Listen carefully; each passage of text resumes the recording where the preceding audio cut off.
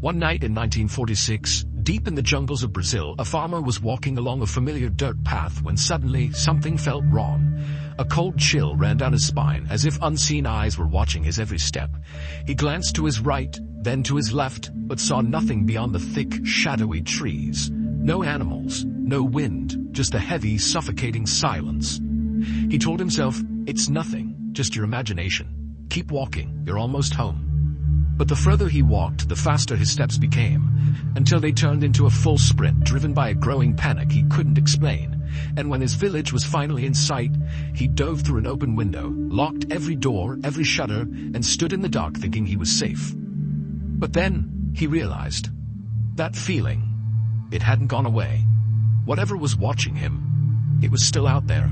And now, it was right outside his window. And when he turned to look, he knew he was right.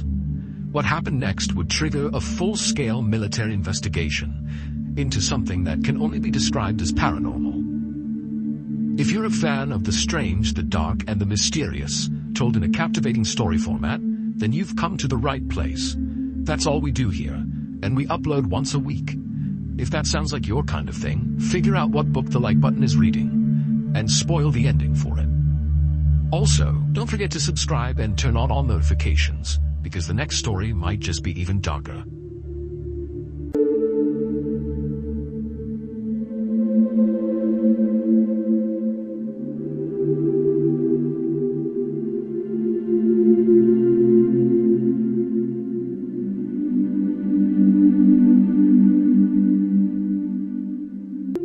On March 4th, 1946, nearly every resident of a rural Brazilian town called Araçariguama packed up a few days' worth of food and drink and headed south to the nearest big city to celebrate the Festival of Carnival.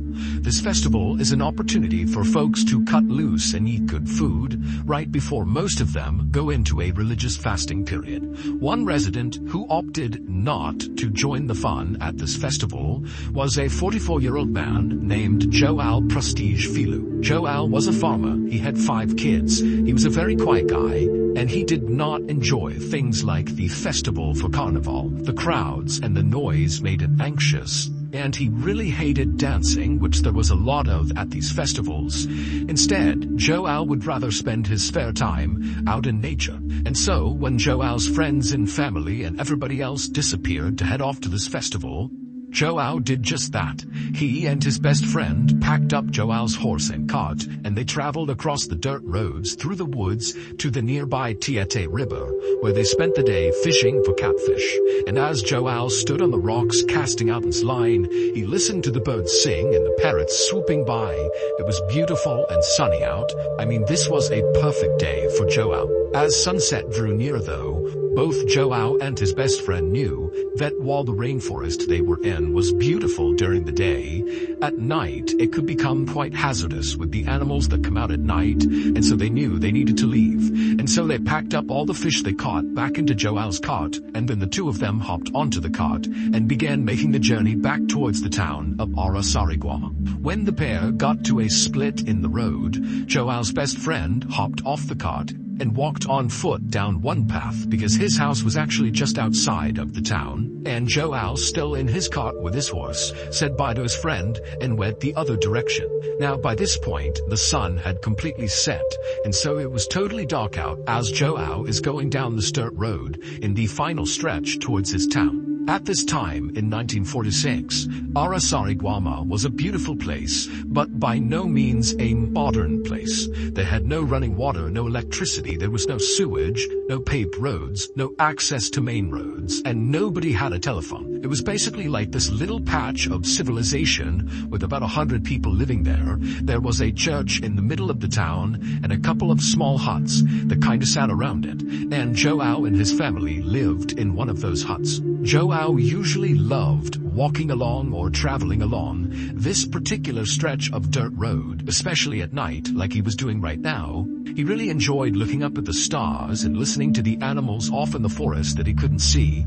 But this night, João just had a bad feeling as he was making this final approach towards his town. Now remember, There is almost no one in the town. They're all at this festival, so it's kind of like a ghost town in the middle of a forest. But Joao, as he's going down this dirt road and he can see the church up ahead, he's a couple hundred feet away, he began getting this very unnerving sense that he was being watched. And so Joao, as he's in his cart, began looking into the trees and all around him, wondering if maybe an animal or a person was nearby, but there was no one. Finally, Joao actually reached the church, and he could see his little house, and he could also see that his wife, who was at the festival, had opened up one of the windows just slightly so he could open it up the rest of the way and crawl into the house when he was back from fishing, because she had locked the doors when she left. And so by this point, Joao was trying to be very calm and collected despite this stress of feeling like he's being watched. But when he saw that window and he saw how close he was to his house,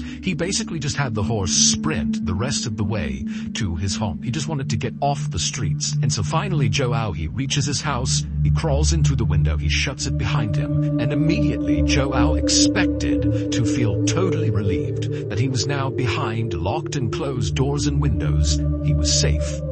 But despite being inside of his home, he still had this sense that there was someone or something around him that was watching him. Joao, like many other residents of this village, was fairly superstitious. There was an old abandoned mine that was near the town, and Joao and his peers had grown up hearing stories about some monster that lived in the mine that would come out at night and roam the forest. And older people in this village would talk about this ancient serpent called Boitata that would come out at night and it would appear in a burst of fire. And so Joao, he's thinking about the mine and these demons and ghosts that roam in the forest, and he's all alone because everyone's at this festival and he doesn't feel safe inside of his house, and so he's really starting to panic. And it's at this moment that he suddenly feels this sense that whatever or whoever has been watching him is right out his window to his left. And so Joao, as he's turning to look out the window, he's anticipating seeing a person out there, or maybe a jaguar or some other animal that's followed him from the rainforest. But when Joao turns and looks out the window into the dark night, what he sees right outside of his property was so terrifying that for a second Joao couldn't even breathe, and he just stood there staring at this thing, and then he tried to put his hands up to protect himself, but it was already too late.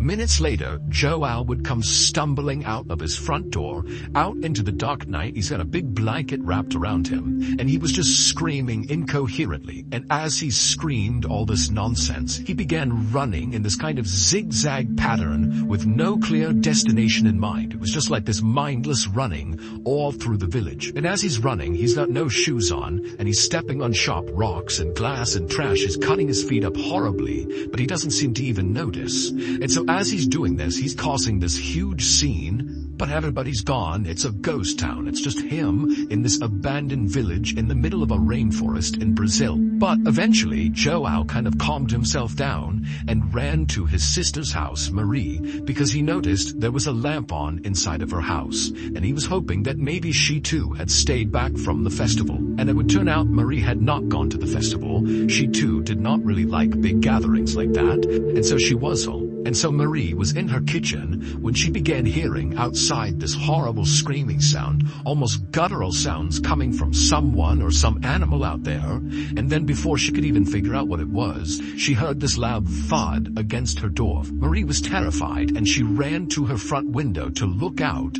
and see what it was that had just collided with her door.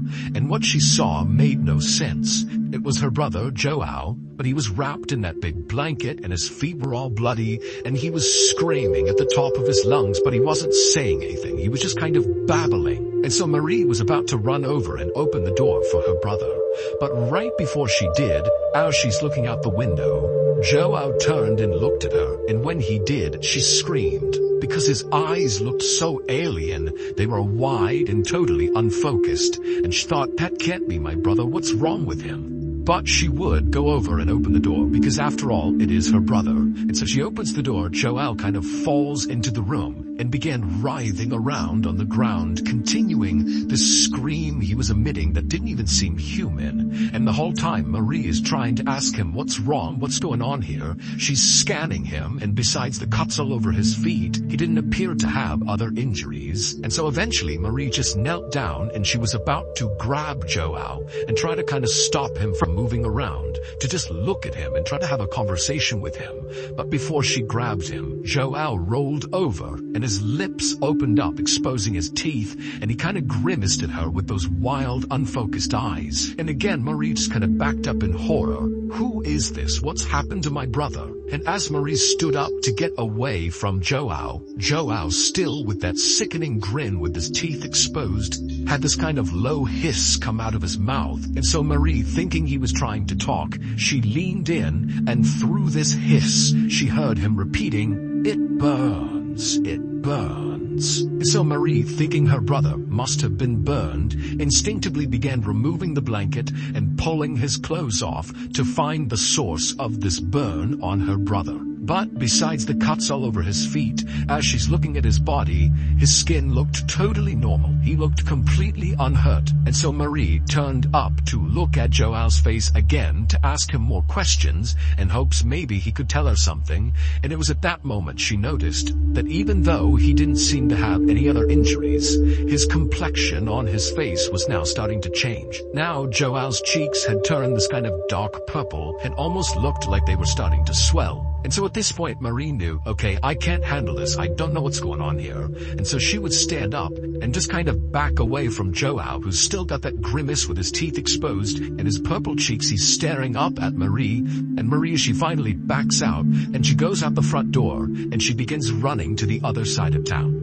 Marie knew that there were two other men who had stayed home from this festival. It was the town sheriff and the town doctor, whose name was Arasi Gumiji. And those two men lived close together on the other side of town, and when Marie arrived in front of their homes and began pounding on their doors and yelling for help, the two men quickly came outside, at which point Marie tried to explain what was happening to her brother, but she didn't really have the words, and so she just said, "He needs your help." And so the two men just went with Marie, and they ran back across town to Marie's house, where Joao was still on the ground, writhing in pain when they went inside. Marie had only been gone for a couple of minutes, but by now it wasn't just Joao's cheeks that had turned that purplish color.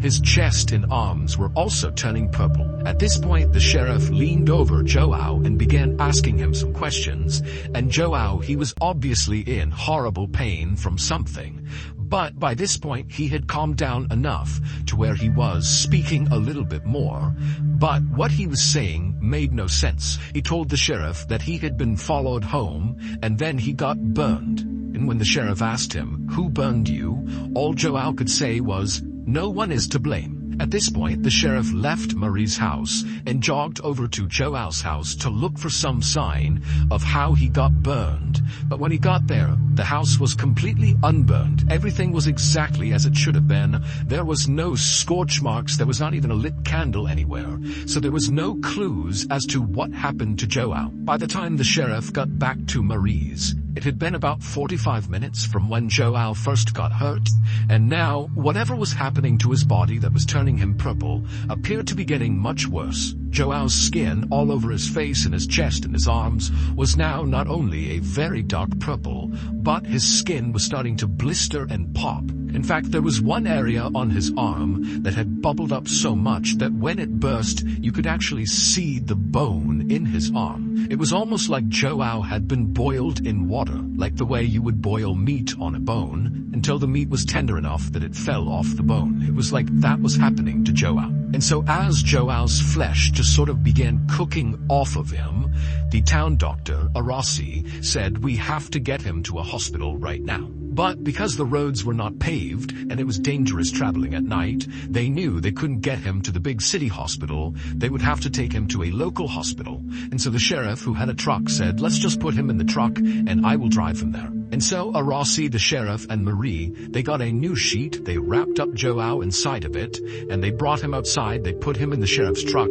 and they began driving towards the hospital. Arasi stayed in the back with Joao as they made this drive, and every time the truck went over a bump, Joao would let out a cry of pain, and Arasi would look over and he would literally see these bumps were causing his skin to kind of fall off of his body. When they finally arrived at the local hospital, the staff there pulled Joao inside, they put him in a private room, they put him on a bed, and they had no idea how to treat him. It was like his injuries looked nothing like they'd ever seen. They didn't even know where to begin, and they kind of assumed that Joao would not survive whatever was happening to him.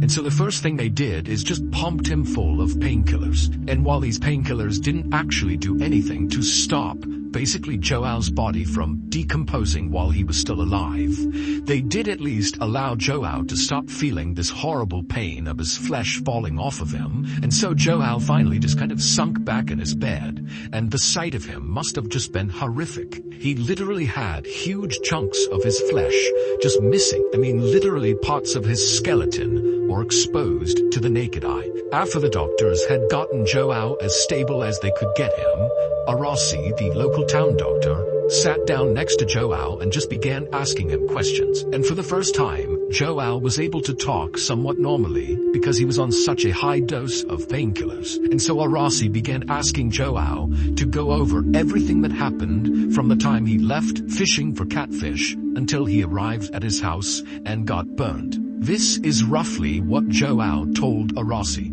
He said on his walk home from fishing, he started getting that feeling that he was being watched, and it got more and more intense as he got into town, until finally he basically sprinted the rest of the way to his house, practically dove through that open window, shut it behind him, and expected to feel relief being in his own home again. But he didn't. The feeling only intensified that he was being watched, and at some point he got that sense that whoever or whatever was watching him was to his left out the window out into his yard. And when Joao turned to look, what he saw standing outside was this dark figure kind of hovering over the ground, and it was staring right at Joao. And before Joao could even put his hands up to protect himself from whatever or whoever this was, this figure shot this bright ray of light directly into Joao's home through that window, which hit Joao in the chest and the face. And immediately Joao was blinded and confused by this light, and then it really started to burn. He believed he was on fire, which is why he grabbed that blanket and wrapped it around himself. He was trying to put out a non-existent fire, and that's when he stumbled outside and kind of zigged and zagged, kind of half trying to put this fire out until he arrived at Marie's house. But when he got there, that sensation of feeling like he was on fire didn't go away. It just got worse and worse and worse, and then his skin began falling off. When Arasi asked Joao, who do you think did this to you? Who do you think that figure was? And Joao, with bulging eyes, would sit forward and say to Arasi, "It wasn't of this world." And as Joao said this, a chunk from his cheek fell off, exposing his jaw and teeth. And as this happened, Joao asked one of the nurses for a water. And so Arasi is sitting there having heard the story, as Joao, who's all hopped up on painkillers, is grabbing this water and drinking. And Arasi is watching the water dribble out of the hole, now on the side of Joao's face. About 4 hours later, Joao would pass away from his injuries. There has never been any official explanation for what actually happened to Joao. The doctors just wrote cardiac arrest and generalized burns on his death certificate because they really had no idea what else to call this. Joao's family believed the Boitata, the ancient serpent that lived in the forest and appeared at night in a ball of fire, was responsible for what happened to Joao. Other people in town thought maybe it was the monsters or demons from the old abandoned mine that had come out and attacked Joao. Outside of Joao's town, people have theorized that Joao must have been subjected to some really high dose of radiation. And so this theory has led people to believe that, perhaps Joao was the victim of a secret weapon that the government was testing. But to create such a concentrated beam of radiation that only affects Joao would be way more technologically advanced than anything that was available at the time in the world. Not to mention, why would any government randomly target a Brazilian farmer with this weapon? But Joao would not be the only person in Brazil to die from mysterious rays of light. In the 1970s, so 30 years after João's death, several people in a city in northern Brazil reported seeing bright lights coming down from the sky, and then they too began turning purple and their skin began falling off, and they would die. And so because of this high number of very strange deaths that looked just like João's, a new theory has taken root over the years to explain what happened to João and these people, and that is, they were attacked by a UFO. That João, when he looked out the window and saw that dark figure hovering over the ground, that was a UFO, and the light he saw was a weapon. The UFO was firing a ray of radiation that struck him and killed him, like it struck and killed the others in Brazil. The military actually looked into this theory in 1977 and 1978. It was called Operation Saucer, like flying saucer. However, officially, they came out and said they found no evidence that UFOs were in any way involved in what happened to João or these other people. However, many people are skeptical that we're really getting the truth.